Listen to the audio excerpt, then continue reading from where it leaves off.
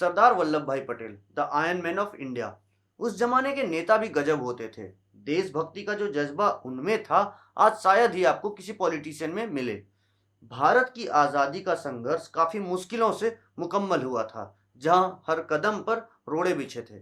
धन्य थे हमारे वीर जवान, स्वतंत्रता सेनानी और तब के राजनेता, जिनकी बदौलत आज हम अपने आप को एक स्वतंत्र देश कहते हैं और शान से अपने तिरंगे को सलाम करते हैं। हमने अपनी एक वीडियो में जूनागढ़ की बात की थी और ये बताया था कि जूनागढ़ भारत का हिस्सा कैसे बना। उस वीडियो में हमने वादा किया था कि हम आपको हैदराबाद और कश्मीर की भी कहानी बताएंगे। आज उस वादे का एक हिस्सा पूरा करने जा रहे हैं। अगर आपने वो वीडियो नहीं देखा है तो ज़रूर देखें, लिंक डिस्क्रिप्शन में है। और आपकी सहूलियत के लिए एक शॉर्टकट भंवरा हमारे सर के ऊपर मंडरा रहा होगा।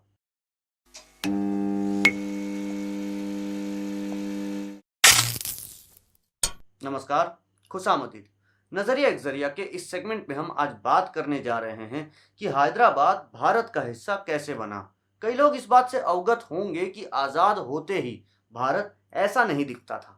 उस समय भारत की सीमा रेखा आज से भी ज्यादा कमजोर थी और देश आज से भी ज्यादा बटा हुआ था। आपने अंग्रेजों की डिवाइड एंड रूल पॉलिसी तो पढ़ी ही होगी। इस पॉलिसी के तहत वो भारत में लोगों के बीच फूट डालने के लिए धर्म का इस्तेमाल कर रहे थे, ठीक उसी तरह जैसे आज के नेता कर रहे हैं। आप किसी भी धर्म से क्यों ना हो, आप हमेशा सुनते होंगे कि आपका धर्म खतरे में है। आजाद होने के बाद भी अगर हम ऐसी बातों को सही मान लेते हैं तो सोचिए उस समय क्या होता होगा, जब देश के ज्यादातर लोग अशिक्षित थे और असलियत से कोसों दूर थे। वहीं अंग्रेजों की एक और पॉलिसी थी जिसका नाम था सब्सिडियरी अलायंस। इसके तहत वो हर राज्य के राजाओं के साथ एक अग्रीमेंट में थे कि राज्य राजा चलाए और बाकी के काम जैसे फाइनेंस और सिक्योरिटी अंग्रेज देंगे। इसके तहत वो लोगों से टैक्स कलेक्ट करते थे और फिर आर्मी या पुलिस प्रोवाइड करते थे। बिना पैसे के राजा धीरे धीरे अंग्रेजों पर डिपेंडेंट हो गए और समय ऐसा आया कि वो अंग्रेजों के पेंशन पर पलने लगे और नाम मात्र के सिर्फ राजा रह गए थे। अंग्रेजों के उत्पीड़न से परेशान होकर जब देश में स्वतंत्रता की लहर जोरों से चल रही थी, तब अंग्रेज इस लहर को कमजोर करने के लिए कई हथकंडे अपना रहे थे, जिनमें से सबसे ज्यादा इंपॉर्टेंट था डिवाइड एंड रूल, जिसके कारण भारत के कई टुकड़े हो गए, जिसमें पाकिस्तान, ईस्ट पाकिस्तान और प्रिंसली स्टेट्स आते हैं। प्रिंसली स्टेट सब्सिडियरी अलायंस की संतान थी। जहां देशवासी अंग्रेजों को भगाने में लगे थे, वहीं अंग्रेज इन राजाओं को पेंशन की दुहाई दे रहे थे कि अगर वो गए तो पेंशन बंद और राजाओं का ओहदा सामान्य लोगों जैसा हो जाएगा। इसलिए उन्हें सलाह दी कि अगर वो अपना राजपाट अलग चलाना चाहते हैं तो वो भारत या पाकिस्तान से अलग रह सकते हैं। इस कारण स्वतंत्रता दिवस के दिन तक भारत और पाकिस्तान को मिलाकर लगभग 584 प्रिंसली स्टेट्स थी, जो कि अगले 2 साल के अंतराल में या तो भारत या पाकिस्तान से मिल गई या उन्हें जबरदस्ती मिला लिया गया। कारण ये कि ये प्रिंसली स्टेट्स दोनों देशों के बीच में था। कई बार तो ये चारों तरफ से भारत या पाकिस्तान से घिरा था और इन राजाओं के पास ना कोई आर्मी थी, ना ही ज्यादा राजकोष। ऐसे में कई राजा अपनी प्रजा और धर्म के हिसाब से पाकिस्तान या हिंदुस्तान से मिल गए, पर वहीं कुछ स्टेट्स अलग रहने को डिसाइड करते हैं। उनमें से एक हैदराबाद भी था, जहां के निजाम काफी अमीर थे। हैदराबाद मुस्लिम रूलर के अंदर हिंदू पॉपुलेशन थी। आर्मी ना होने के कारण यहाँ के निजाम मीर सर उस्मान अली खान ने कुछ भाड़े के सिपाही रखे थे, जिन्हें राजा कर कहा जाता था। इसी दौरान तेलंगाना अपराइजिंग मूवमेंट से परेशान होकर इन्होंने भारत के साथ मिलने का वादा किया, पर भारतीय फौज को हैदराबाद में नहीं आने दिया। वहीं वहां के शासक पाकिस्तान से मदद लेकर अपनी आर्मी को स्ट्रांग कर रहे थे, पर एक आइडियोलॉजी ने इस प्लान की धज्जियां उड़ा दी। वो है इस्लामिक सुप्रीमेसी आइडियोलॉजी। इस आइडियोलॉजी में मुस्लिम सरकार अन्य धर्म के लोगों को प्रताड़ित करती है कि वो धर्म परिवर्तन कर मुस्लिम बन जाएं या फिर काफिर की जिंदगी जिए। इसी आइडियोलॉजी के तहत निजाम के राजा कर वहां के हिंदू पॉपुलेशन को मारने लगे, जिस कारण से कई हिंदू हैदराबाद को छोड़कर भारत में कैंप्स में रहने को मजबूर हो गए। इसी दौरान जूनागढ़ के नवाब जिन्ना के साथ इंस्ट्रूमेंट ऑफ एक्सेशन साइन करते हैं। ये आग में घी डालने जैसा था।